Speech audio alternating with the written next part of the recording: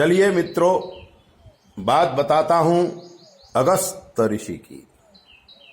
अगस्त ऋषि एक गांव के करीब छोटा सा जंगल था। उसी जंगल पर अपने शिष्य परंपराओं के साथ, शिष्य और शिष्याओं के साथ संशोधनात्मक कार्य कर रहे थे और शास्त्रों को लिख रहे थे।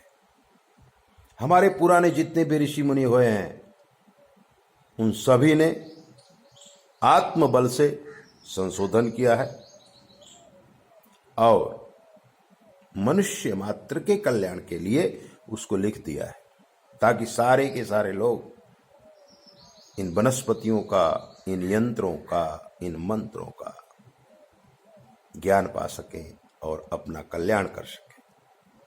अगस्त ऋषि का काम भी ऐसा ही था।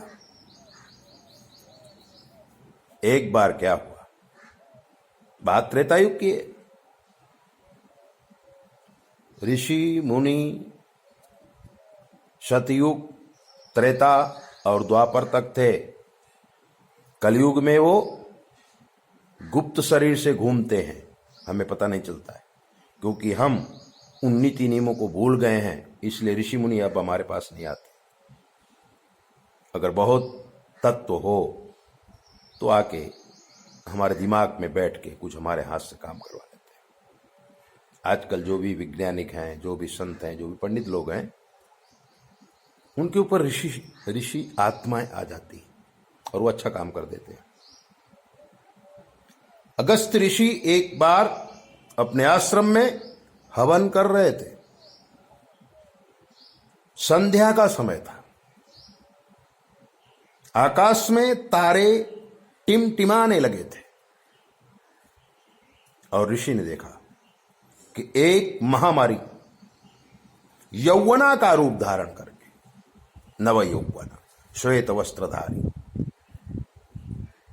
ग्राम में प्रवेश कर रही है। जो महामारी है, जैसे आज कोरोना की महामारी आई है, ऐसी महामारी जब गांव में प्रवेश करते हुए अगस्त ऋषि ने देखा तो अगस्त ऋषि ने उसे रोका। ठहर जाओ, इधर आओ। इस गांव के समीप मैं रहता हूं। इस गांव की रक्षा का भार मेरे ऊपर है, तो तुम हमारे परमिशन के सिवाय इस नगर में क्यों प्रवेश कर रही हो? जैसे लंकनी हनुमान जी को पहचान गई थी, ऐसी अगस्त ऋषि इस महामारी को पहचान गए। महामारी ने हाथ जोड़ करके अगस्त ऋषि को कहा कि हे ऋषवर, मुझे प्रकृति ने भेजा है।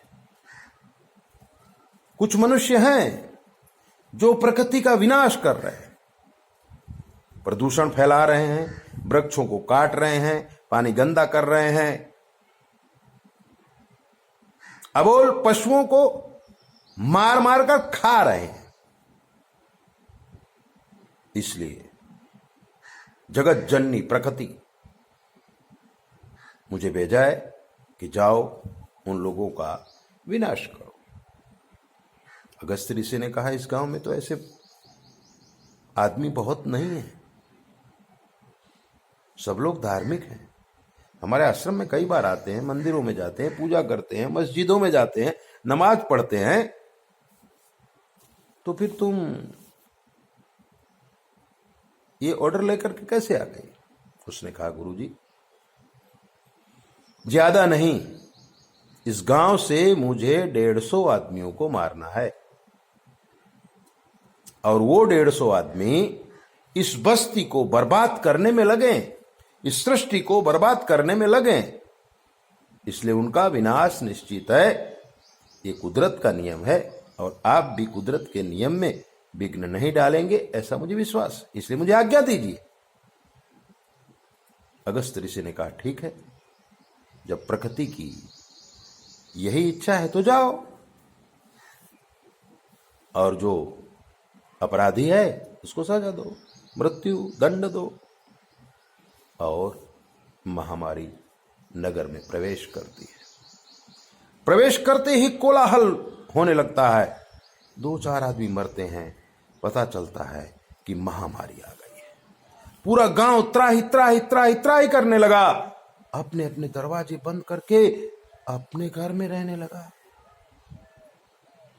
और जो लोग दानव थे वो परेशान होने लगे। बराबर 2 महीने तक वो महामारी उस गांव में रही और 300 आदमी मरे। 300 आदमी जब मर गए और वो वापस जाने लगी तो अगस्त मुनि का आशीर्वाद लेने के लिए वापस गई और उसने कहा, गुरुजी अब मैं जा रही हूं, मेरा काम पूरा हो गया। अगस्त ऋषि ने कहा, तुम झूठा क्यों बोली? 150 आदमी मारने के लिए बोली थी, गांव में 300 आदमी मर गए हैं। बोले, गुरुजी मैंने तो 150 को ही मारा है। 150 लोग तो दहशत से, डर से और अपने उतावलपन से मर गए, इसे मेरा कोई दोष नहीं। अगस्त ऋषि से आशीर्वाद लेकर के महामारी तो चली गई। ये बात मैं आपको इसलिए बता रहा हूं क्योंकि आज कोरोना जो आया है वो कोरोना कुछ ऐसे आतताइयों को ही मारने के लिए आया है और कुछ लोगों को ही मारने के लिए आया है। लेकिन अगर आप डर गए, आप जल्दी कर दिया, आप घर के अंदर नहीं रहे, उतावलापन दिखाया, कमीनापन दिखाया, तो उसमें प्रकृति का कोई दोष नहीं होगा, उसमें कोरोना का कोई दोष नहीं होगा और आप भी उसका भोग बन सकते हैं। इसलिए घर में रहिए, सुखी रहिए।